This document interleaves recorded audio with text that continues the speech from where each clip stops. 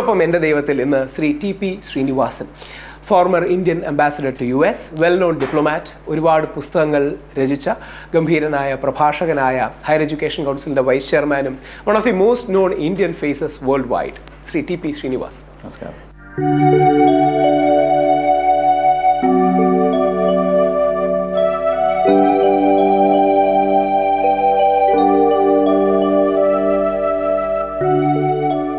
Sir, നമ്മുടെ programme എൻ്റെ ദൈവം എന്നുള്ളതാണ്. ഇപ്പോൾ ദൈവസങ്കല്പങ്ങളും ഒരു വ്യക്തിയുടെ ദൈവാന്വേഷണങ്ങളും ഒക്കെ ഇപ്പോൾ വളരെ ബ്ലണ്ടായി ദൈവമുണ്ട് എന്ന് അങ്ങേക്ക് അഭിപ്രായമുണ്ട്? തീർച്ചയായിട്ടും ഞാൻ അങ്ങനെ വിശ്വസിക്കുന്നുണ്ട്. ദൈവത്തിൻ്റെ ഒരു രൂപം സങ്കല്പിക്കാനും എനിക്ക് കഴിയും. എന്താണെന്ന് സ്ഥിരീകരിക്കും? എന്നെ സംബന്ധിച്ചിടത്തോളം ദൈവം എന്ന് ഞാൻ ഓർക്കുന്നത് ഞാൻ വളർന്ന ഗ്രാമത്തിലെ ക്ഷേത്രമാണ്. അത് മാവേലിക്കര ചെട്ടുകുളങ്ങര ക്ഷേത്രമാണ് എന്നെ സംബന്ധിച്ചിടത്തോളം അൾട്ടിമേറ്റ് ഗോഡ്, ദൈവം എന്നുള്ളത്. കാരണം അവിടെ വളർന്ന് ജീവിച്ചപ്പോൾ ചോദ്യങ്ങളൊന്നും ചോദിക്കാൻ പഠിക്കുന്നതിന് മുമ്പ് എല്ലാം അംഗീകരിക്കുന്ന ഒരു മനസ്ഥിതി ഉള്ളപ്പോൾ ഇതാണ് ദൈവം, ചെട്ടുകുളങ്ങര അമ്മയാണ് നമ്മളെ സംരക്ഷിക്കേണ്ടത് എന്ന് ആരും പറഞ്ഞു തരാതെ പഠിച്ച ഒരു കാര്യമാണ്. അപ്പോൾ അതുകൊണ്ട് എപ്പോഴെങ്കിലും വിഷമം ഉണ്ടായാലോ, ഒരു സ്ട്രെസ് ഉണ്ടായാലോ, അല്ലെങ്കിൽ ഒരു അപകടം ഉണ്ടായാലോ, അപ്പോഴെല്ലാം മുമ്പിൽ ആദ്യം വരുന്നത് ചെട്ടുകുളങ്ങര അമ്മയുടെ രൂപമാണ്. അത് കഴിഞ്ഞിട്ടേ ഉള്ളൂ മറ്റു ദൈവങ്ങളെല്ലാം. ഈ ഫിലോസോഫിക്കൽ എൻക്വയറി ടു ഗോഡ് എന്നൊരു തലമുണ്ടല്ലോ, നമ്മുടെ വിശ്വാസവും സ്ട്രെസ്സും ഇമോഷനും അപ്പുറം. ആ രീതിയിൽ അങ്ങ് ഒരുപാട് പുസ്തകം എഴുതുന്ന ആളാണ്. അങ്ങയുടെ സ്പീച്ചസ് പലരും പഠന വിഷയമാക്കുന്ന കാര്യമാണ്. ആ ഒരു ഇന്റലക്ച്വൽ അനാലിസിസ് നോക്കുകയാണെങ്കിൽ ആ ദൈവം എന്ന വിഷയത്തെ എങ്ങനെ കാണും? പക്ഷെ ഇന്റലക്ച്വലിനേക്കാളും നമുക്ക് മറ്റൊരു ഗതിയുമില്ല എന്ന് തോന്നുമ്പോഴാണല്ലോ ദൈവത്തെ ഓർക്കുന്നത്. ആദ്യം നമ്മൾ ഡോക്ടറെ ഓർക്കും, അല്ലെങ്കിൽ മരുന്ന് കഴിക്കുന്നവർക്കും. അതെല്ലാം കഴിഞ്ഞിട്ടും ഒന്നും നടക്കുന്നില്ല എന്ന് പറയുമ്പോഴാണ്, എന്നുള്ള ആ ഫീലിംഗ് വരുമ്പോഴാണ് നമ്മൾ ദൈവത്തെ ഓർക്കുന്നത്. അപ്പോൾ അതൊരു ഇന്റലക്ച്വലൈസ് ചെയ്യാൻ വളരെ വിഷമമാണ്. പക്ഷേ ഷേക്സ്പിയറിന്റെ ഫേമസ് കോട്ട് കേട്ടിട്ടില്ലേ? ഹാംലെറ്റിനകത്ത് പറയുമല്ലോ, there are more things in heaven and earth than are dreamed in your philosophy എന്നാണ് ഹൊറേഷ്യോട് പറയുന്നത്. അത് അവർ ഫിലോസഫി എന്നാണെന്നും പലരും പറയുന്നുണ്ട്. പക്ഷെ അപ്പോൾ നമ്മൾ സങ്കല്പിക്കുന്നതിനേക്കാളും ഉപരിയായി എന്തോ ഈ ലോകത്തുണ്ട്. കാരണം ഒരു ശാസ്ത്രജ്ഞനും തെളിയിക്കാൻ കഴിയാത്ത, അല്ലെങ്കിൽ വർണ്ണിക്കാൻ കഴിയാത്ത, എക്സ്പ്ലെയിൻ ചെയ്യാൻ കഴിയാത്ത ഒരുപാട് ഫിനോമിന ഉണ്ടല്ലോ ലോകത്ത്. ഇപ്പോൾ രണ്ട് കല്ല് തമ്മിൽ കുട്ടിയാൽ തീ ഉണ്ടാകും എന്നുള്ളത് ശാസ്ത്രമാണ്. പക്ഷെ എന്തുകൊണ്ട് തീ ഉണ്ടാകുന്നു, എന്തുകൊണ്ട് വെള്ളം ഉണ്ടാകുന്നില്ല എന്ന് എക്സ്പ്ലെയിൻ ചെയ്യാൻ പ്രയാസമല്ലേ? അതേ ആക്ഷൻ കൊണ്ട് മറ്റൊരു റിയാക്ഷൻ ആയിക്കൂടെ എന്നുള്ള ചോദ്യത്തിന് ഇപ്പോഴും മറുപടി കണ്ടിട്ടില്ല. അപ്പം നാനോ പാർട്ടിക്കിൾസിൻ്റെ ഏറ്റവും ചെറുത സ്ഥലത്ത് പോയിട്ട് പോലും യഥാർത്ഥത്തിൽ എല്ലാത്തിനെ പറ്റിയും ഒരു വിവരണം നൽകാനുള്ള ശാസ്ത്രം നമുക്കുണ്ടായിട്ടില്ല. അപ്പോൾ അതിൻ്റെ അർത്ഥം സംതിങ് ബിയോണ്ട് ഓൾ ദിസ്. ഇതാണ് സാർ ഏറ്റവും കേൾക്കുന്ന ഒരു ആർഗ്യുമെന്റ്, സംതിങ് ബിയോണ്ട് ആണ്. അപ്പോൾ ഇത് റെഫ്യൂട്ട് ചെയ്യാൻ ബുദ്ധിമുട്ടുള്ള ഒരു ആർഗ്യുമെന്റ്. പക്ഷേ പലരും പറയുന്നത് ഇതൊരു വെർബൽ ജിംനാസ്റ്റിക്സ് ആണ്, മനോഹരമായ പൊസിഷൻസ് എടുക്കുന്നതാണ്. വ്യക്തി ജീവിതത്തിൽ പാരാനോർമൽ എന്ന് വിളിക്കാമെങ്കിൽ, പാരാനോർമൽ എന്ന് വിളിക്കാൻ കഴിയുന്ന, സാധാരണക്കാർ വിളിക്കുന്ന എന്തെങ്കിലും അനുഭവം, എക്സ്പീരിയൻസ് ശ്രീ TP ശ്രീനിവാസൻ എന്ന വ്യക്തിക്ക് ഉണ്ടായിട്ടുണ്ട്? പാരാനോർമൽ എന്ന് പറയാവുന്നതില്ല, പക്ഷേ ദൈവം സഹായിച്ചതുകൊണ്ട് രക്ഷപ്പെട്ടു എന്നുണ്ടായിട്ടുള്ള പല അവസരങ്ങളും ഉണ്ടായിട്ടുണ്ട്. അത് എൻ്റെ അമ്മ പ്രാർത്ഥിച്ചുകൊണ്ടാണെന്നാണ് ഞാൻ വിശ്വസിച്ചത്. ഞാൻ പ്രാർത്ഥിക്കുന്നത്, ഞാൻ അത്രമാത്രം പ്രാർത്ഥിക്കാറില്ല. പക്ഷേ എൻ്റെ അമ്മ മരിക്കുന്നത് വരെയും കുട്ടികളെപ്പറ്റി ആലോചിക്കുന്നത് പ്രാർത്ഥനയിൽ കൂടി മാത്രമായിരുന്നു. രാപകല വൈകുന്നവരെ പ്രാർത്ഥന എന്നുള്ളത്. അപ്പോൾ അതിൻ്റെ ഒരു ശക്തി എന്നിലുണ്ടെന്ന് എനിക്കൊരു ധൈര്യം ഉണ്ടായിരുന്നു. ഇപ്പോൾ അത് ഭാര്യ അതും ചെയ്യുന്നുണ്ട്. അപ്പോൾ രണ്ട് തരത്തിലും ഞാനല്ല ശരിക്കും ഒരു ഈശ്വരനെ ഭജിക്കുന്നതും ഈശ്വരന് വേണ്ടി നമ്മൾ സാധാരണ ചെയ്യുന്ന റിച്വൽസ് ചെയ്യുന്നതൊന്നും ഞാനല്ല. ദൈവം കൈപിടിച്ച് നടത്തി നമുക്ക് തോന്നാറുള്ള ചില ടേൺ ഓഫ് ഇവന്റ്സ് വലിയ രീതിയിൽ വലിയൊരു വഴിയിലേക്ക് നമ്മൾ എത്തിക്കുമെന്ന് പറയുന്ന പോലെ എന്തെങ്കിലും അതേപോലെ? അത് തീർച്ചയായിട്ടും ഉണ്ട്. എൻ്റെ ഏറ്റവും ക്രിട്ടിക്കലായിട്ടുള്ള ഒരു മൊമെന്റ് ഉണ്ടായിരുന്നത് കെനിയയിൽ വെച്ചായിരുന്നു. I don't know whether you write about it. ഞാൻ ബുക്കിൽ എഴുതിയിട്ടുണ്ട്. ഇപ്പോഴും അറിയില്ല എങ്ങനെയാണത് സംഭവിച്ചത്. 24 തിയറീസ് ഉണ്ട് എന്തുകൊണ്ടാണ് അവരെന്നെ അറ്റാക്ക് ചെയ്തു എന്നുള്ളത്. പക്ഷേ തിയറി എന്തൊക്കെ ആയാലും അതൊരു പുതിയ ജീവിതമായിട്ട് മാറി. കാരണം അവർ തോക്കുകൊണ്ടാണ് വന്നത്. വെടിവെച്ചത് പക്ഷേ സീലിങ്ങിലേക്കായിരുന്നു, റൂഫിലേക്കായിരുന്നു. ഞങ്ങൾ നേരെ വെടിവെച്ചില്ല. അപ്പോൾ ഞങ്ങൾ രണ്ടുപേരും ഇഞ്ചുറി ഉണ്ടായെങ്കിലും, മുറിവേറ്റ എങ്കിലും മരണം സംഭവിക്കാതിരുന്നത് ഏതോ ഒരു അജ്ഞാത ശക്തിയുടെ കാരണമാണ് എന്നെനിക്ക് എപ്പോഴും നല്ല വലിയ വിശ്വാസമാണ്. അല്ലെങ്കിൽ അവർക്ക് എന്തും ചെയ്യാമായിരുന്നല്ലോ. ഞങ്ങൾക്കൊരു ഡിഫെൻഡ് ചെയ്യാൻ യാതൊരു ഇതും ഉണ്ടായിരുന്നില്ല. അതുപോലെ അവർ പോകുന്നത് വരെ ഞാൻ താഴെ വീണു പോലുമില്ല. കാരണം റൈറ്റ് ലെഗും ലെഫ്റ്റ് ആമും പൊട്ടിയെങ്കിലും, അടിച്ച് ഫ്രാക്ചർ ഉണ്ടായിരുന്നെങ്കിലും ഐ സ്റ്റുഡ് ദെയർ. അതെനിക്കിപ്പോഴും സങ്കല്പിക്കാൻ വയ്യ. നമ്മൾ തല വല്ലതും മുട്ടിയാൽ മതിയല്ലോ. എനിക്ക് 100 സ്റ്റിച്ചസ് ഉണ്ടായിരുന്നു തലയിൽ ഹോസ്പിറ്റലിൽ പോയി കഴിഞ്ഞപ്പോൾ. അപ്പോൾ ഇത്രയും ഉണ്ടായിട്ടും താഴെ വീഴാതെ അവിടെ നിൽക്കാൻ കഴിഞ്ഞതും ഒരു പുതിയ ജീവിതം വന്ന പോലെ എനിക്ക് തോന്നി ആ സമയത്ത്. അപ്പോഴാണ് എനിക്ക് തോന്നിയത് ഒരുപക്ഷെ ഈ എന്നെ ഒരു അൺസീൻ ഹാൻഡ്സ് പ്രൊട്ടക്റ്റ് ചെയ്യുന്നുണ്ടെന്ന് തോന്നി. വേറെ ഒന്നും പ്രൊട്ടക്റ്റ് ചെയ്യാൻ അവിടെ ഉണ്ടായിരുന്നില്ല. അതുകൊണ്ട് ഇത് ജീവിതം അങ്ങനെ വളരെ സംഭവബഹുലമായ ഒരു ജീവിതമാണ്. അപ്പോൾ പലരും ഈ ജീവിതങ്ങളെ കണക്ട് ചെയ്യുന്നത് മുജ്ജന്മം, പുനർജന്മം, ഇനി വരാൻ പോകുന്നൊരു ജന്മം, ബന്ധങ്ങളെ കണക്ട് ചെയ്യുന്നുണ്ട്. അത്തരം വിഷയങ്ങൾ അങ്ങ് ഒരുപാട് വിഷയങ്ങളിൽ പ്രതിപാദിച്ച് കേട്ടു അങ്ങയുടെ സ്പീച്ചസ് ഉണ്ട്. അപ്പോൾ ഇത്തരം വിഷയങ്ങൾ, അതായത് പാരാസൈക്കോളജി എന്ന് പൊതുവെ വിളിക്കുന്ന വിഷയങ്ങളെ കുറിച്ച് അങ്ങയുടെ ഒരു കാഴ്ചപ്പാട് എന്താണ്? അത് ഹോക്സ് ആണെന്ന് പറയുന്നവരുണ്ട്, അത് വിഷ്വൽ തിങ്കിങ് ആണെന്ന് പറയുന്നവരുണ്ട്. അങ്ങനെ എല്ലാ ബ്രാൻഡ് വേസിനെ പോലുള്ളവർ ഇതിനെക്കുറിച്ച് സ്റ്റഡി ചെയ്യാൻ ശ്രമിച്ചിട്ടുള്ളവരുണ്ട്. ഈ പാസ്റ്റ് ലൈഫ്, പുനർജന്മം, ഇത്തരം കാര്യങ്ങളെ കുറിച്ചൊക്കെ അങ്ങയുടെ ഒരു ധാരണ? അല്ല, അത് എൻ്റെ പൊതുവെ ബേസിക് ആയിട്ടുള്ളൊരു അപ്രോച്ച് എന്താണെന്ന് വെച്ചാൽ മറ്റുള്ളവരുടെ വിശ്വാസങ്ങൾ ഞാൻ ഒരിക്കലും ചോദ്യം ചെയ്യാറില്ല. ഇപ്പോൾ ഒരാൾ പറയുകയാണ് ഇന്ന വ്യക്തി, ജീവിക്കുന്ന ഒരു വ്യക്തി ദൈവമാണെന്ന് പറഞ്ഞാൽ ഞാൻ അതിനെ എതിർക്കാറില്ല. I don't even mind going and seeing them. ഒരു ദൈവശക്തി ഒരു മനുഷ്യനുണ്ട് എന്നുള്ളത് എനിക്കിതുവരെ അതിനുള്ള ഒരു അനുഭവം ഉണ്ടായിട്ടില്ല. കാരണം ഞാൻ ഇവരുടെ അടുത്തൊന്നും പോകുന്നതൊന്നും ചോദിക്കാനല്ലല്ലോ, ഒന്നും ആവശ്യപ്പെടാനല്ലല്ലോ. ഞാൻ പോകുന്നത് എല്ലാവരും ബഹുമാനിക്കുന്ന, ആദരിക്കുന്ന ഒരു വ്യക്തി നമ്മളും ആദരിക്കണം എന്നുള്ളത് മാത്രം. അപ്പോൾ അവരെ ക്രിട്ടിസൈസ് ചെയ്യാറില്ല. അപ്പോൾ അതുപോലെയാണ് എല്ലാ വിശ്വാസവും. ആരേത് വിശ്വസിച്ചാലും, മതത്തിലായാലും ജീവിത കാര്യത്തിലായാലും, അതാണ് പ്രധാനപ്പെട്ട. ഇതിന്റെ ഒരു സത്യം കണ്ടെത്തണമെന്നുള്ള, അതായത് പാസ്റ്റ് ലൈഫ് ഉണ്ടെങ്കിൽ അത് വലിയൊരു ഡിസ്കവറിയാണ്, ഉണ്ടെങ്കിലും ഇല്ലെങ്കിലും അത് സോൾ ഉണ്ടെങ്കിൽ. അപ്പൊ അത്തരം ചോദ്യങ്ങളെ കുറിച്ച് ക്രിട്ടിക്കലി ഞാൻ ആലോചിച്ചിട്ടുണ്ട്. പക്ഷേ ഈ ദേഷാവു എന്ന് പറയുന്ന ഒരു പ്രതിഭാസം ഉണ്ടല്ലോ, അത് പലപ്പോഴും നമുക്ക് ഉണ്ടാകാറുണ്ട്. പക്ഷെ അതൊരു ഹലൂസിനേഷനോ അല്ലെങ്കിൽ ഇല്യൂഷനോ ആണെന്നാണ് എനിക്ക് തോന്നുന്നു. കാരണം നമ്മുടെ ജീവിതത്തിൽ ഇല്ലാത്ത അനുഭവങ്ങൾ ഒരുപക്ഷെ നമുക്ക് ചിലപ്പോൾ ഓർമ്മ വരും, അല്ലെങ്കിൽ ഇവിടെ നമ്മൾ ഉണ്ടായിരുന്നു എന്ന് ഓർമ്മ വരും. അതിപ്പോൾ സ്വപ്നത്തിൻ്റെ മറ്റൊരു സ്റ്റേജ് ആണെന്നാണ് എനിക്ക് തോന്നുന്നത്. അപ്പോൾ പക്ഷേ അതൊരു റിയാലിറ്റി ആണെന്ന് തോന്നുന്ന തരത്തിലുള്ള അനുഭവങ്ങളൊന്നും എനിക്കുണ്ട്. അങ്ങോട്ട് ചോദിക്കുന്ന പ്രത്യേകത, ഒരുപാട് ട്രാവൽ ചെയ്തിട്ടുണ്ട്. അപ്പോൾ അങ്ങനെ ഏതെങ്കിലും രീതിയിൽ ഒരു ഡേജാവുന്ന രീതിയിലോ, ഞാൻ മുമ്പ് I have been here before എന്നൊരു തോന്നാറുണ്ട്. അങ്ങനെ പലപ്പോഴും തോന്നിയിട്ടുണ്ട്. അത് ഞാൻ പറഞ്ഞു, അതൊരു സ്വപ്നത്തിൻ്റെ വേറൊരു ആവിഷ്കാരം പോലെ, വേറൊരു ആവിർഭാവം പോലെയാണ് എനിക്കത് തോന്നുന്നത്. കാരണം ആദ്യമായിട്ടൊരു രാജ്യത്ത് പോകുമ്പോൾ, ഞങ്ങൾക്ക് അങ്ങനെയുള്ള അനുഭവം എപ്പോഴും ഉണ്ടല്ലോ, ആദ്യമായിട്ടൊരു രാജ്യത്ത് പോകുന്നത്, അവിടെ താമസിക്കാനായിട്ടാണ് പോകുന്നത്, ഒരു വിവരവും ഇല്ലാതെയാണ് അവിടെ ചെല്ലുന്നത്. പക്ഷെ അവിടെ ചെല്ലുമ്പോൾ എന്തോ ഒരു ഫീലിംഗ് ഓഫ് ഫെമിലിയാരിറ്റി അത് തോന്നാറുണ്ട് ചിലപ്പോൾ. അത് പെട്ടെന്ന് മറയുകയും ചെയ്യും. അതുപോലെ ഫ്യൂച്ചർ ലൈഫിനെ പറ്റി എൻ്റെ ഒരു സങ്കല്പം, death is the end of life എന്നാണ് എനിക്ക് തോന്നുന്നത്. കാരണം നമ്മൾ ഉറങ്ങുന്ന പോലെ, ഇപ്പോൾ ഉറങ്ങുമ്പോൾ നമുക്ക് യാതൊരു ബോധമില്ലല്ലോ. ആ ഉറക്കം പെർമനന്റ് ആയാലല്ലേ മരണം എന്ന് പറയുന്നത്. കാരണം പിന്നെ ആളിന് എക്സ്പീരിയൻസ്, കാരണം എക്സ്പീരിയൻസ് ഉണ്ടാകണമെങ്കിൽ നമ്മുടെ ബോഡി വേണമല്ലോ.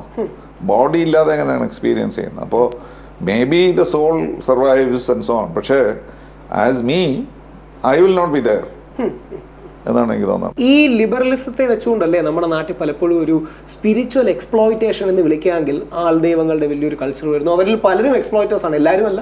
നല്ല ആത്മീയ നേതാക്കളുണ്ട്, ഗുരുക്കന്മാരുണ്ട്. അപ്പോൾ ഈ ആൾദൈവം അടക്കം നമ്മുടെ നാട്ടിലൊരു എക്സ്പ്ലോയിറ്റേഷൻ്റെ കൾച്ചർ വളർന്നു വരുന്നില്ല. അത് നമുക്ക് കണ്ണടച്ചില്ല എന്ന് പറയാൻ കഴിയും. ഒരിക്കലും ഒരു മനുഷ്യനും 100% പെർഫെക്റ്റ് അല്ല, 100% വിഷിംഗ് വെൽ ഫോർ അതേഴ്സ് അല്ല. നമ്മുടെ എല്ലാം ഉള്ളിലൊരു certain amount of selfishness of course basically. അപ്പോൾ അതിലും കൂടുതൽ മറ്റൊരാളിൻ്റെ സങ്കടത്തിൽ സന്തോഷിക്കുന്ന ഒരു മനസ്ഥിതി ഇവിടെ മനുഷ്യർക്കുണ്ട് നേരത്തെ പറഞ്ഞാൽ. അപ്പോൾ അത് സപ്രസ് ചെയ്യുക എന്നുള്ളതാണ് നമ്മുടെ പേഴ്സണാലിറ്റി ഡെവലപ്പ് ചെയ്യുന്നതിൻ്റെ ഒരു ഐഡിയ എന്ന് എനിക്ക് തോന്നുന്നു. അപ്പോൾ അതുകൊണ്ട് ജീവിതത്തിൽ അതെപ്പോഴും കാണുന്നു. പക്ഷെ അത് ചെയ്യുന്നത് ഈ മിസ്റ്ററി കൊണ്ടാണ്. കാരണം നമ്മുടെ ഭാവിയെ പറ്റി നമുക്കറിയാൻ വയ്യാത്തത് കൊണ്ട്, അതറിയാം, അത് നന്നാക്കി തരാം എന്ന് പറയുന്നവരോട് നമ്മൾ വിശ്വാസം കാണിക്കാൻ തുടങ്ങും. ആ വിശ്വാസത്തിലേക്ക് പോകാതിരുന്നാൽ മതി. അല്ല, ഇത് പലപ്പോഴും നമ്മുടെ നാട്ടിൽ പ്രത്യേകിച്ച് ഭൂരിപക്ഷ സമുദായം എടുക്കുകയാണെങ്കിൽ ഒരു ഇൻസ്റ്റിറ്റ്യൂഷണലൈസ്ഡ് സ്പിരിച്വൽ എഡ്യൂക്കേഷനോ കാര്യങ്ങളോ ഒന്നുമില്ല. ക്രിസ്ത്യൻ സമുദായത്തിനുള്ളതുപോലെയോ മുസ്ലിം സമുദായത്തിനുള്ളതുപോലെയോ അത്തരം കാര്യങ്ങൾ ഇപ്പോൾ വേണമെന്ന് വാദിക്കുന്ന ഒരുപാട് പേര് വരുന്നുണ്ട്. അല്ല, അത് വീണ്ടും ഒരു റിലീജിയസ് ഇൻഡോക്ട്രിനേഷൻ ആകും എന്ന് വാദിക്കുന്നവരുണ്ട്. അങ്ങ് ഏത് പോയിന്റ് ഓഫ് വ്യൂയിലൂടെ ആയിരിക്കും കൂടുതൽ? അല്ല, സിസ്റ്റമാറ്റിക് ആയിട്ട് മതത്തെ പഠിക്കുന്നത് നല്ലതാണെന്നുള്ള അഭിപ്രായക്കാരനാണ് ഞാൻ. ഞങ്ങൾ ഫിജിയിലുണ്ടായിരുന്നു ഫോർ എക്സാമ്പിൾ. അവിടെ 150 വർഷത്തിന് മുമ്പ് പോയ ഹിന്ദുക്കളാണ് അവിടെ ജീവിക്കുന്നത്. അവരിപ്പോഴും 150 വർഷത്തിന് മുമ്പ് ഇന്ത്യയിലുണ്ടായിരുന്ന റിച്വൽസാണ് അവരിപ്പോഴും. അപ്പോൾ ഇന്ത്യൻ ഹൈക്കമ്മീഷൻ എന്ന് പറഞ്ഞാൽ എനിക്ക് ഈ റിച്വൽസ് എല്ലാം അറിഞ്ഞിരിക്കണം. അപ്പോൾ അവരെന്നോട് ചോദിക്കും, ഞങ്ങൾ ചെയ്യുന്നത് ശരിയാണോ, ഇങ്ങനെയാണോ തേങ്ങ പിടിക്കേണ്ടത്? ഞാനിങ്ങനെ തേങ്ങ പിടിക്കുന്ന ലോകത്തൊരിടത്തും കണ്ടിട്ടില്ല. പക്ഷേ നിവൃത്തിയില്ലല്ലോ, കയ്യിൽ ചൂട് വരുമ്പോൾ. അത് ബീഹാറിലും UP-യിലും ഉണ്ടായിരുന്ന ഹിന്ദുമതം 150 വർഷത്തിന് മുമ്പുള്ളത് അങ്ങനെ ഫ്രീസ് ചെയ്ത് വെച്ചിരിക്കുകയാണ് അവർ. അപ്പോൾ അവരെ പറഞ്ഞ് മനസ്സിലാക്കി ഇത് മാറിയിട്ടുണ്ട്, ഇന്ത്യയിലെ ഇന്നത്തെ ചിന്താഗതികൾ മാറാമെന്ന് മനസ്സിലാക്കുന്നതിനേക്കാളും അവർക്ക് ശക്തി നൽകുന്നത് അതേ വിശ്വാസം തന്നെയാണ്.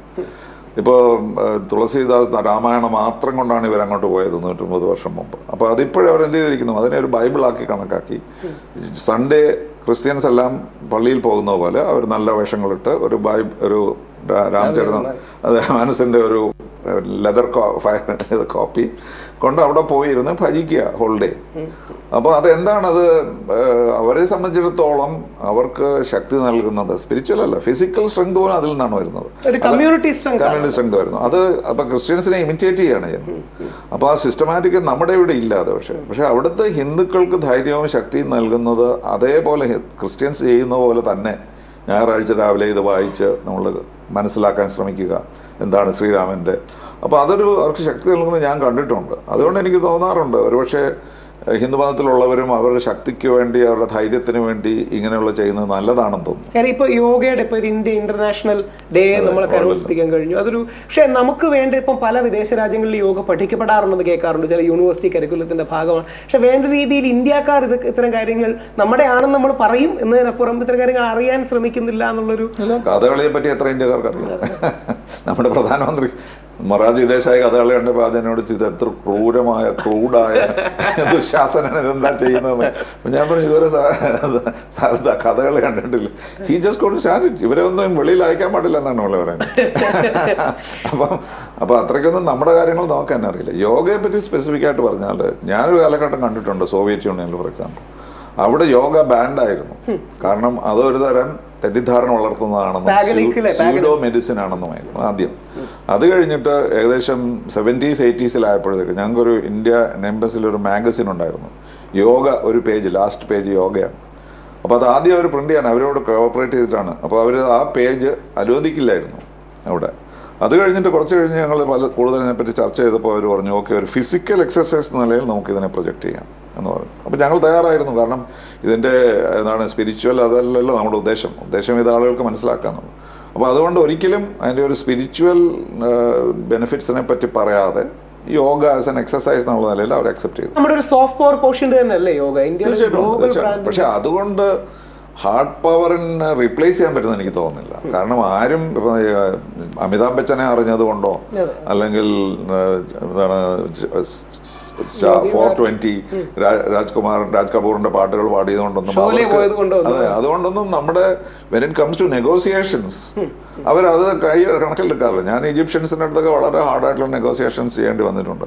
അപ്പൊ ഇയാൾക്ക് ഹിന്ദി പാടുന്ന അമിതാഭ് ബച്ചനെ ബഹുമാനിക്കുന്ന ആളാണെന്നും തോന്നില്ല നമ്മളുടെ അടുത്ത് അവർ സംസാരിക്കുമ്പോഴേ. കാരണം അപ്പോൾ അതുകൊണ്ട് that comes out of hard power and strength of the nation.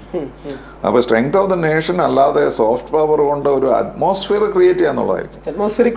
അത്രേ ഉള്ളൂ. നെഗോസിയേഷൻസ് ഇടയ്ക്ക് നമുക്ക് വേണമെങ്കിൽ നമുക്ക് ഒരു 2 പാട്ട് പാടാൻ പറ്റുന്നുള്ളതല്ലാതെ പക്ഷെ അതിന്റെ ഒരു ഡയറക്റ്റ് ഇമ്പാക്ട് ഞാൻ കണ്ടിട്ടില്ല. സാർ ഈ ഈജിപ്റ്റ് എന്ന് പറയുമ്പോൾ ഒരുപാട് രാജ്യങ്ങൾ സഞ്ചരിക്കാൻ അവസരം കിട്ടും. പലതിനും ഇന്ത്യയുടെ ഒരു റിഫ്ലക്ഷനും നമ്മുടെ കൾച്ചറൽ സിസ്റ്റത്തും ഗോഡ്ലി പോളിതീസ്റ്റിക് ആയിരുന്നു പല കൾച്ചറും. അപ്പോൾ എന്തെങ്കിലും സിമിലാരിറ്റീസ് ടു അവർ നേഷൻ? ഇവിടെ ഗണപതിയുടെ ഒരുപാട് വിഗ്രഹങ്ങൾ അല്ലെങ്കിൽ പിക്ചേഴ്സ് ഐഡൽസ് ഇരിക്കുന്നുണ്ട്. പല രാജ്യം ഇപ്പോൾ ഇന്തോനേഷ്യ പോലുള്ള രാജ്യങ്ങളിൽ ഗണപതി എന്നൊരു സിമ്പിളിന്റെ പ്രാധാന്യം. അപ്പോൾ ഇന്ത്യയുടെ എവിടെയെങ്കിലും റിഫ്ലക്ഷൻസ് കണ്ടെത്താം നമ്മുടെ ഈ ഗോഡ്ലി കോൺസെപ്റ്റ്സിന്റെ ഒക്കെ റിഫ്ലക്ഷൻ? അതുണ്ടല്ലോ. സൗത്ത് ഈസ്റ്റ് ഏഷ്യ സ്പെസിഫിക്കലി കാരണം ഹിന്ദുയിസം പ്രിലവന്റ് ആയിരുന്ന സ്ഥലമാണ്. പക്ഷെ അങ്ങനെ അല്ലാത്ത സ്ഥലത്ത് പോലും നമ്മുടെ ഇമേജസിനെ പറ്റിയും നമ്മുടെ ഒരു ബിലീഫിനെ പറ്റിയൊക്കെ കുറേ ബോധമുണ്ട് ആളുകൾക്ക്. കാരണം പണ്ടൊക്കെ നമ്മൾ ഈ ടെക്നോളജിക്കൽ ഇതിലേക്ക് വരുന്നതിന് മുമ്പ് ഇപ്പോൾ 30 years or 40 years ago ഇന്ത്യയെ പറ്റി ഉണ്ടായിരുന്ന ധാരണ തന്നെ ഇന്ത്യയുടെ ശക്തി മുഴുവനും സോഫ്റ്റ് പവറും വിസ്ഡവും മാത്രമായിരുന്നു എന്നാണല്ലോ. അവർ നമ്മളോട് എപ്പോഴും പറയും വിസ്ഡം ഓഫ് ദ ഓറിയന്റ്. ഇന്നത് പറയുന്നില്ലല്ലോ. ഇപ്പോൾ നമ്മളോട് സംസാരിക്കുമ്പോൾ ഇപ്പോൾ എൻ്റെ ഐപാഡ് റിപ്പയർ ചെയ്ത് തരാമോ എന്നായിരിക്കും ചോദിക്കുന്നത്. അപ്പോൾ അങ്ങനെ നമ്മുടെ ഇമേജ് മാറിയിട്ടുണ്ട്. പക്ഷേ ആ കാലഘട്ടത്തിൽ പോലും നമ്മൾ ഒരു ലോകശക്തിയൊന്നും അല്ലാതിരുന്ന ഒരു കാലഘട്ടത്തിൽ പോലും ഇന്ത്യക്ക് ലോക ബഹുമാനം ലഭിച്ചത് ജവഹർലാൽ നെഹ്റുവിൻ്റെ കാലത്ത് എങ്ങനെയാണ് എനിക്ക് തോന്നുന്നത്. ഇപ്പോൾ ഐക്യരാഷ്ട്ര സംഘടനയിൽ പോയാൽ ആ കാലഘട്ടത്തിലെ level of popularity for India ഇന്നില്ല, എത്തിയിട്ടില്ല ഇതുവരെ. നമ്മൾ 60s വരെ 62 വരെയാണ്, 47 to 62 ആണ് ഇന്ത്യയുടെ ഹാപ്പിയസ്റ്റ് ഇമേജ് ലോകത്തുണ്ടായിരുന്നത്. അപ്പോൾ നമ്മളുടെ വിമാനങ്ങളോ അല്ലെങ്കിൽ കപ്പലുകളോ ഒന്നുമല്ല. ആ കാലഘട്ടത്തിൽ ഒന്ന് സ്വാതന്ത്ര്യ സമരത്തിൻ്റെ കഥ, ഇതില്ലാതെ രക്തച്ചൊരിച്ചിലില്ലാതെ സ്വാതന്ത്ര്യം ഒരു രാജ്യം, അതാണ് പറയേണ്ടത്. ഗാന്ധിയാണ്, മാജിക് ഓഫ് ഗാന്ധിയാണ് ഇന്ന് എല്ലാത്തിനേക്കാളും മുകളിൽ നിൽക്കുന്നത്. അപ്പം നമ്മൾ ഗാന്ധിയൊക്കെ മാറ്റിയിട്ട് നമ്മൾ പുതിയ ലോകത്തേക്ക് വന്നു എന്ന് പറയുന്നതിനേക്കാൾ ഗാന്ധിയുടെ ഇൻഫ്ലുവൻസ് എങ്ങനെ നമ്മളെ മാറ്റിയെടുത്തു, അപ്പോൾ അദ്ദേഹത്തിൻ്റെ ഇൻഡസ്ട്രിയൽ പോളിസീസ്, അദ്ദേഹത്തിൻ്റെ എഡ്യൂക്കേഷണൽ പോളിസീസ്, അതൊക്കെ പ്രൊജക്റ്റ് ചെയ്യുന്നതായിരിക്കും ഒരുപക്ഷെ ആളുകൾക്ക് കൂടുതൽ മനസ്സിലാകുന്നത്. ഗാന്ധി മാജിക് എന്ന് പറഞ്ഞാൽ ഉണ്ടെന്ന് ഞാൻ വിശ്വസിക്കുന്നു. അതൊന്ന് പറയാം. കാരണം ഇപ്പോൾ ഇന്ത്യ ഒരു ഗാന്ധിയിൽ നിന്ന് അകന്നു പോകുന്ന, അല്ലെങ്കിൽ ഗാന്ധി ഔട്ട്ഡേറ്റഡ് എന്ന രീതിയിൽ ചിന്തിക്കുന്ന ഒരു വലിയ ജനറേഷൻ വളർന്നു വരുന്നുണ്ട്. ഗാന്ധി മാജിക് എന്ന വാക്കുകൊണ്ട് അതിന് പറ്റിയൊരു എക്സാമ്പിൾ ഞാൻ പറയാം. കാരണം ഞങ്ങൾ ഒരു ഗാന്ധി സ്റ്റാച്യു വാഷിങ്ടൺ എംബസിക്ക് മുമ്പിൽ സ്ഥാപിക്കാനുള്ള ശ്രമമായിരുന്നു. 40 വർഷമായിട്ടുള്ള ശ്രമമാണ്. അപ്പോൾ അതിന് അവർക്ക് ഒരുപാട് ഫോർമാലിറ്റീസ് ഉണ്ട്. ഗാന്ധിജിയുടെ മൂക്കിൻ്റെ നീളം വരെ അവരാണ് നിശ്ചയിക്കുന്നത്. അപ്പം ഞാൻ മുഖം മാറുകയെന്ന് മാത്രം കാരണം അതിൻ്റെ അടുത്ത് ചർച്ചിലിൻ്റെ ഒരു സ്റ്റാച്യു ഒരു 20 അടി ദൂരെയുണ്ട്. അപ്പോൾ ചർച്ചിലിനേക്കാളും മുകളിൽ പോകാൻ പോകില്ല ഗാന്ധി. അങ്ങനെയൊക്കെ വലിയ ഡിബേറ്റ് നടക്കുന്ന സമയത്താണ് നമ്മൾ ഈ ന്യൂക്ലിയർ ടെസ്റ്റ് നടത്തിയത്. 1960 രണ്ടാമത്തെ ടെസ്റ്റ് 1998 മെയ്യിൽ. അപ്പോൾ ആ ടെസ്റ്റ് നടത്തിയതിൻ്റെ പിറ്റേ ദിവസമായിരുന്നു final hearing in the Congress, ഈ സ്റ്റാച്യുവിൻ്റെ കംപ്ലീറ്റ് ആയിട്ടുള്ള അതോറിറ്റി തരാൻ. അപ്പം ഞങ്ങൾ പറഞ്ഞു ഇത് നടക്കാൻ പോകില്ല ഇപ്പോൾ ഇന്ന് അവിടെ ചെന്നാൽ. കാരണം America was completely against India at the time. The mood was completely against us. So we try to postpone this meeting. പക്ഷേ ഇത് പോസ്റ്റ്പോൺ ചെയ്യാൻ പറ്റില്ല, കോൺഗ്രസിൻ്റെതല്ല. So we went there thinking that they are going to reject this whole thing. Okay, but the first person who spoke, he spoke very harshly about India nuclear test. He said India seems to be forgetting Gandhi, so this statue must be immediately put up. I was so happy. പിന്നെ ഒരു ചോദ്യം, ഈ ഇന്ത്യക്കാരെ നോക്കി ഗാന്ധിയെ പറ്റി ഒന്ന് പറഞ്ഞു കൊടുക്കണം. അപ്പൊ ശരിക്കും ഞാൻ പറഞ്ഞു എല്ലാവരോടും, this is the Gandhi magic, you know. Somebody could have said, what is the use of this Gandhi statue if India is going that way? So India, in other words, Gandhi has become bigger than India. ഈ വിശ്വാസങ്ങൾക്കിടയിൽ ഒരു middle ground possible ആണ്. കാര്യം പല ആൾക്കാരും Gandhian middle ഗ്രൗണ്ടിനെ criticise ചെയ്യുന്നത് അത് ഹിപ്പോക്രാറ്റിക്കലാണ്, എല്ലാത്തിന്റെ ഒരു വിഷി വാഷി ഹോച്ച് പോച്ച് എടുത്തു വെക്കുകയാണ്. ഒരു ഭംഗിക്ക് നമ്മുടെ ശ്രീനാരായണ ഗുരുദേവൻ ദർശനങ്ങളൊക്കെ എക്സ്ട്രീമിസ്റ്റുകൾ വിമർശിക്കുന്നത് എങ്ങനെയാണ്? അതായത് നിങ്ങൾ ഭംഗിക്ക് വേണ്ടി പറയുന്നതാണ്, ഇതിനപ്പുറം ഇത് പോസിബിൾ അല്ല, ദേ ആർ മ്യൂച്വലി എക്സ്ക്ലൂസീവ്. അല്ല, അതിൽ ഞാൻ കാണുന്നത് ഒരു ഐഡിയലിസ്റ്റിക് സൊസൈറ്റിയെ വിഭാവനം ചെയ്യാൻ നമുക്ക് കഴിയുന്നുണ്ടല്ലോ. അപ്പോൾ ഓണത്തെ പറ്റി ഞാൻ എപ്പോഴും പറയുന്നത് എന്താണ്, മഹാബലിയൊന്നും ഉണ്ടായിരുന്നില്ല, അങ്ങനെ ഒരു ലോകം ഉണ്ടായിരുന്നില്ല. പക്ഷെ അങ്ങനെ ഒരു ലോകം ഉണ്ടാകണം നമുക്കൊരു ആഗ്രഹമുണ്ട് അല്ലേ. സ്വപ്നം കാണാനുള്ള ശക്തി മലയാളിക്കുണ്ട്. മലയാളികളെല്ലാവരും ഒന്നുപോലെയുള്ള കണ്ടുപിടിക്കാൻ എത്രയോ വർഷങ്ങൾക്ക് മുമ്പ് നമുക്ക് കഴിഞ്ഞിരുന്നു. അപ്പോൾ ഇത് പഴയ കഥയല്ല, അതൊരു യുട്ടോപ്പിയ നമ്മൾ സ്വപ്നം കാണുകയാണ്. അപ്പോൾ അങ്ങനെ നോക്കുമ്പോൾ സ്വപ്നം കാണുന്നത് യാതൊരു തെറ്റുമില്ല. അപ്പോൾ അതുകൊണ്ടാണ് ഈ നാരായണ ഗുരു അല്ലെങ്കിൽ സ്വാമി വിവേകാനന്ദൻ അവരൊക്കെ ഒരു ആങ്കറാണ് നമുക്ക് അല്ലേ. അപ്പോൾ അവരെ നമ്മൾ ഉപയോഗിക്കുകയാണോ ശരിയാ, പക്ഷെ ആ ഉപയോഗം നമുക്ക് ആവശ്യമുണ്ട്. കാരണം ഇങ്ങനെയും മനുഷ്യരുണ്ടല്ലോ. ഇപ്പോൾ ഗാന്ധിയെ പറ്റി അദ്ദേഹം പറഞ്ഞ പോലെ നമ്മൾ അദ്ദേഹത്തിന് ദൈവമാക്കുന്ന എന്താ, കാരണം നമുക്ക് അതുപോലെ ആകാൻ പറ്റില്ല എന്നുള്ളതുകൊണ്ട് അദ്ദേഹം ദൈവമായിരിക്കും. ഒരു മോഡൽ ഉണ്ടാക്കുക. അങ്ങ് ഹയർ എഡ്യൂക്കേഷന്റെ വൈസ് ചെയർമാനും കൂടെയാണ് കൗൺസിലിന്റെ. അപ്പോൾ ഇന്നത്തെ കാലത്ത് ഒരുപാട് അച്ഛനമ്മമാർക്ക്, വിശേഷിയ ഒരു 30-35 ഏജ് ഗ്രൂപ്പ് താഴെ നിൽക്കുന്നവർക്ക് ഈ മക്കൾക്ക് എങ്ങനെ ഈ ആത്മീയത, ദൈവം തുടങ്ങിയ കാര്യങ്ങൾ ഇൻട്രൊഡ്യൂസ് ചെയ്യണമെന്ന് വലിയൊരു സംശയവും ഡൗട്ടുമാണ്. ഫാനറ്റിക്കൽ ആവരുതെന്നുണ്ട്, എന്നാൽ അവർ നിഹിലിസ്റ്റിക്കും ആവരുത്, എത്തിയിസ്റ്റിക്കും ആവരുത്. അപ്പോൾ അങ്ങനെ ഒരു അച്ഛൻ എന്ന രീതിയിൽ, ഒരു മുത്തശ്ശൻ എന്ന രീതിയിൽ വിദ്യാഭ്യാസത്തിന്റെ പോളിസികളടക്കമുള്ള കാര്യങ്ങൾ കൈകാര്യം ചെയ്തൊരു വ്യക്തിയിൽ എങ്ങനെ ഇൻട്രൊഡ്യൂസ് ചെയ്യണം ഇത്രയും സെൻസിറ്റീവായ ഒരു ടോപ്പിക് എന്നങ്ങ് അഡ്വൈസ് ചെയ്യും? ഞാൻ എൻ്റെ കുട്ടികളെ ഒരിക്കലും നിർബന്ധിച്ചിട്ടില്ല ഏതെങ്കിലും മതത്തെ ഫോളോ ചെയ്യണമെന്നോ അല്ലെങ്കിൽ ഇന്ന ദൈവത്തെ വിശ്വസിക്കണമെന്നോ. പക്ഷെ അവർ രണ്ടുപേരും എന്നെ പോലെ തന്നെ ഒരു വിശ്വാസികളാണ്. അതിനുള്ള സൗകര്യം അവർക്കില്ലെങ്കിൽ, സാഹചര്യം അവർക്കില്ലെങ്കിൽ പോലും ഇപ്പോഴും ന്യൂയോർക്കിലാണെങ്കിലും വിളക്ക് കൊളുത്തുന്ന അല്ലെങ്കിൽ നാമം ജപിക്കുന്ന ഒരു സിവിലൈസേഷൻ ഞാൻ പറഞ്ഞു കൊടുക്കാതെ തന്നെ അവർക്ക് എത്തിയിട്ടുണ്ട്. അതിൽ കൂടുതൽ പോകേണ്ടതാണ് എൻ്റെ അഭിപ്രായം. അവസാനം 2 ചോദ്യങ്ങൾ. അങ്ങ് ഒരുപാട് സഞ്ചരിച്ച വ്യക്തിയാണ്. ജീവിതത്തിൽ ഈ രീതിയിലേക്ക് അങ്ങേ തിരിച്ചുവിട്ട എന്തെങ്കിലും ഒരു സംഭവം, കാര്യം ഒരു ഗ്രാമത്തിൽ ജനിച്ചു, ഇന്ത്യയെ പ്രതികരിച്ചു, ഒരുപാട് രാജ്യങ്ങളിൽ സംസാരിച്ചു, ആ ടേൺ ഓഫ് ഇവന്റ്സ്, ആ ചെറിയ ടേൺ ഒരു വലിയ വഴിത്താരയിലേക്ക് എത്തി, എന്തായിരുന്നു അങ്ങയുടെ ജീവിതത്തിൽ ഒരു മാറ്റം? അത് അച്ഛൻ്റെ ഒരു സ്വപ്നം എന്ന് മാത്രമേ പറയാൻ പറ്റുള്ളൂ. ഒബാമയുടെ പുസ്തകം പോലെ, മൈ ഫാദേഴ്സ് ഡ്രീം പോലെയാണ്. അദ്ദേഹം തീരുമാനിച്ചു, ഞാനൊരു 12-13 വയസ്സായപ്പോൾ ഇന്ത്യൻ ഫോറിൻ സർവീസിലാണ്, അംബാസഡർ ആകുകയാണ് ഈ കുട്ടിയുടെ എന്നെ അദ്ദേഹത്തിന് അറിയില്ല എങ്ങനെ അവിടെ എത്തണമെന്നോ എത്തിയാൽ എന്താണ് സംഭവിക്കുന്നതെന്നോ അദ്ദേഹത്തിന് അറിയുമായിരുന്നില്ല. പക്ഷേ ഇതായിരിക്കണം ഉദ്ദേശമെന്ന് 12ാമത്തെ വയസ്സിൽ ഓർത്തു തുടങ്ങി. അങ്ങനെയാണ് ഞാൻ ഇതിലെത്തിയത്. അതിപ്പോൾ സർവീസ് എന്ന് പറഞ്ഞാൽ ഈ പരീക്ഷ കഴിഞ്ഞാൽ നമ്മൾ കംപ്ലീറ്റ് ട്രാൻസ്ഫോർമേഷൻ അല്ലേ. ഒരു നമ്മളതിന് മുമ്പുണ്ടായിരുന്ന വ്യക്തിയെ അല്ല. You might no many people who pass the examination. അതിന് മുമ്പുണ്ടായിരുന്ന സ്ഥിതി ഇപ്പോഴത്തെ സ്ഥിതി ആരെടുത്ത് നോക്കിയാലും it's like A butterfly coming out of the pupa.